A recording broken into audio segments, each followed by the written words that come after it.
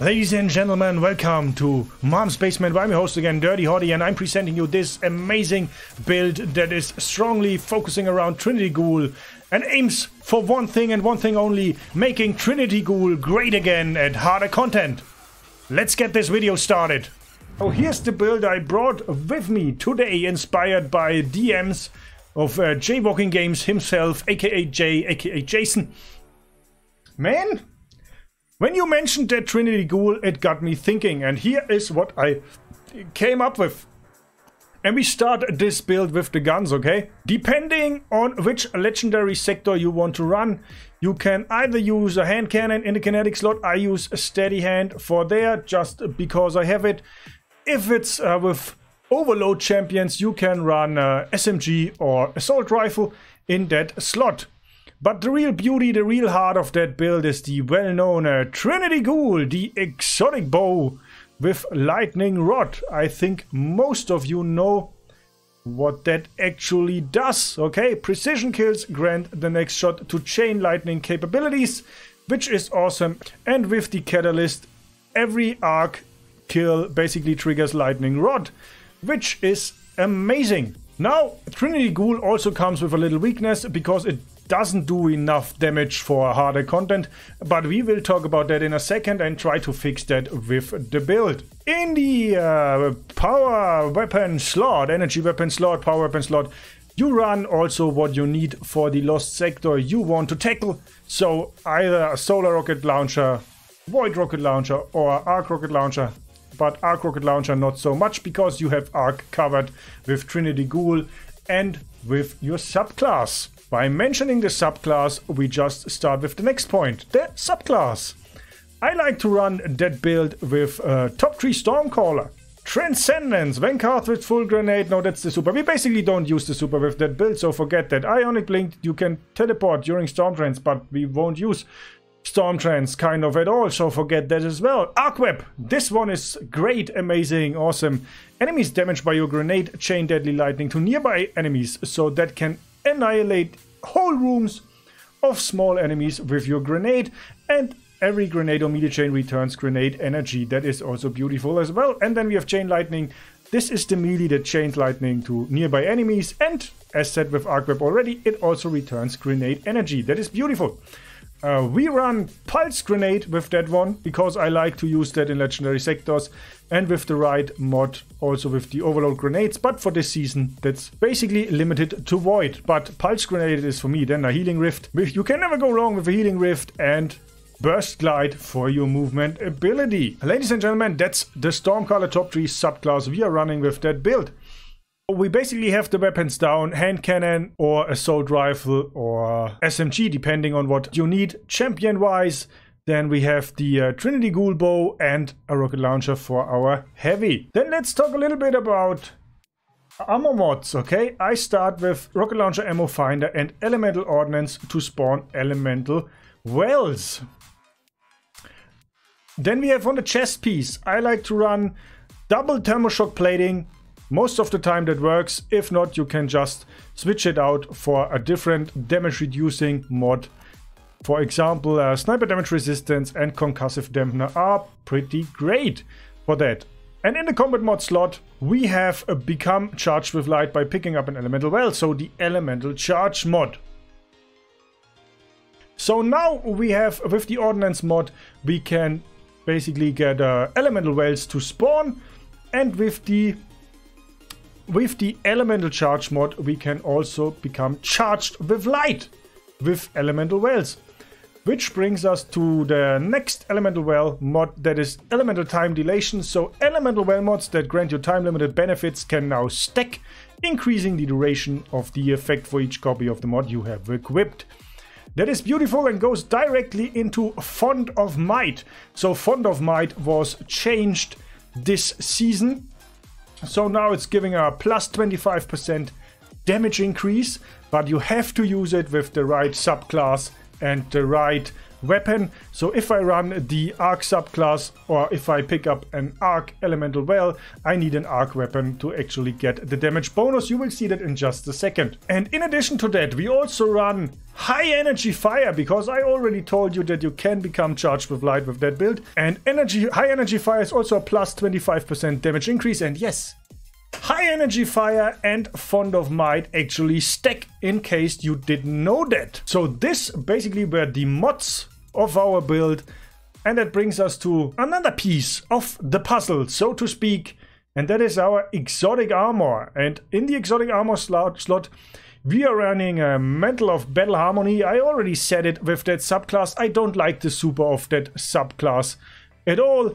So Mantle of Battle Harmony comes into play here, and that says takedowns with weapons that have damage type matching your subclass element grant you super energy. That's why we run the Arc subclass and Trinity Ghoul. While your super energy is full, and I told you we don't use the super because it's not that strong in PvE content, you instead gain a temporary bonus to weapon damage of the type matching your subclass element. And this is Arc. And Trinity Ghoul is Arc. And this gives you, if your super is up and you got absorption cells, another plus a 20% damage increase. And yes, that does stack with Fond of Might and high energy fire. So there you go. And before we wrap it up with the stats and why we pick what we pick, and because we need Void today, I prepared a little video for all of you and especially for Jay to go over the benefits of that build. Here we go. So here's the tunnel. We basically did the new puzzle. And as you can see over here, no damage buff active, and that will change from time to time. So let's go. Let's see what happens. That's one of the things why I like Trinity Ghoul, because with that small hallway or tunnel, you can really AoE the crap out of red bars. Place my rift there.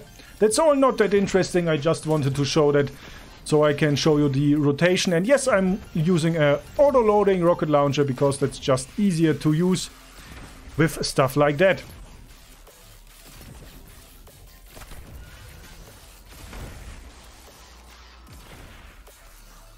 I mean, that area is really beautiful for something like Trinity Ghoul. We just finished them off.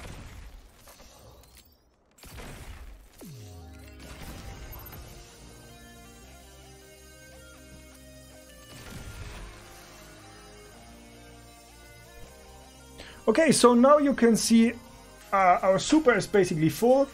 We have no other damage buff active. And yes, with the Rocket Scavenger and Trinity Ghoul, you spawn a shit ton of heavy ammo. So let's go out there. So I say it again. So now there's no damage buff active, but our super energy bar is actually full. Over there, on the other side of the display. Okay, you get the idea. Now let's fire the first arrow. Bam! That's 10k damage, and we trigger absorption cells for 5 seconds because it's arc damage. And here's the second arrow, so 12k damage, a flat 20% increase. Let's just play it out a little bit until we switch again. So, ladies and gentlemen, we are back at the tunnel. Okay, now you've seen what absorption cells does. And now we're back at the tunnel, and I killed the last guy on purpose with a grenade, so we get our wellspring. Same area, same gear. But now, as you can see already, we have now charged with light and we have arc weapon boost. So, the same enemies, the same power level and stuff. Last time we did 10k without buff, 12k with absorption cells, and now we have charged with light plus arc weapon boost. And as you can see, that's a flat 15k damage. And if my super would have been full and we would have had the absorption cells, we would also get that damage buff in addition to that. So we would be looking about, like, I think it's at 17k then. So as you can see, that's basically the AoE damage of Trinity Ghoul finishes them off. Here's a little minus of that build, ladies and gentlemen, because you will also use your charged, your high energy stack or your charged with light stack with the Trinity Ghoul AoE, unfortunately. but that's just how it goes. And as you can see with lightning rod and stuff like that, you can also keep up your absorption cells up pretty long, which aren't up right now. But yeah, high energy fire and font of might at the same time are actually a plus 50% damage increase for your arc weapon when you're running an arc build. So that's just showcasing some more stuff about the build. So that's just throwing the grenade at that champion, and it should do enough damage to trigger the shield until I'm up. Yeah. That's also why I love auto-loading rocket launchers, because that gives a beautiful, nice rotation. And now all those thralls are coming at me, and that's why I love Trinity Ghoul, and I think that's also why Jay loves Trinity Ghoul. We killed the first one with precision damage, so we should get also our lightning rod, and because our super is up, we also have absorption cells again. And as you can see, all the thralls die with one arrow, and do you see those little heavy bricks raining down? Beautiful! I can't even pick them all up. Yes, I nearly fucked that up with the ogre, but we are fine, we're doing good.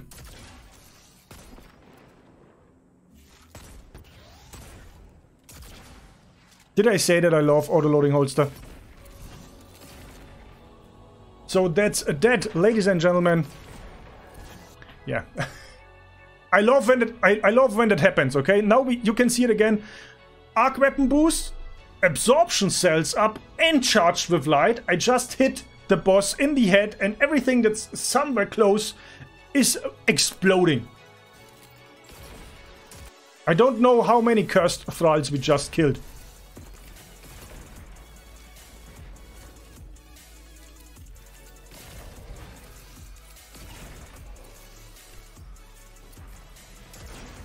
And I guess most people agree that the top 3 Stormcaller Super isn't really that great for PvE, but with that build you can make it worthwhile, at least in Legendary and Master Lost sectors. So that was basically the showcase how those 3 damage buffs come together, and it's really fun, especially in small hallways and small rooms. You can annihilate stuff.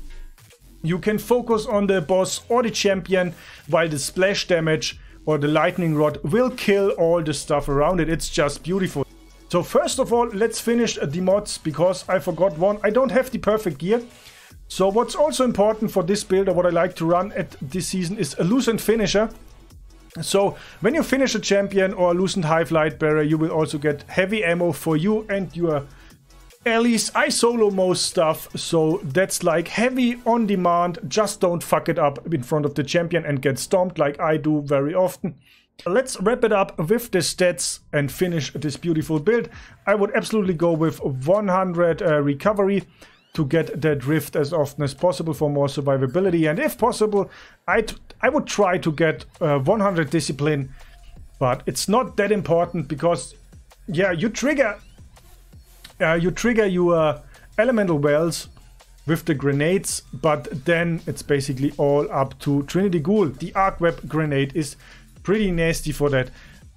I use a hand cannon with Wellspring. You can also run other weapons in the kinetic slot with a demolitionist if you like to have that, or if you have something with that available to get even more grenades. And that's the build. That's how we make Trinity Ghoul great again. Let's make Trinity Ghoul great again for stronger or harder content. So basically what we got here is 3 damage buffs which can stack, and that is really nice. And now I have to refresh, and while I refresh, consider to leave a like to help my little channel grow.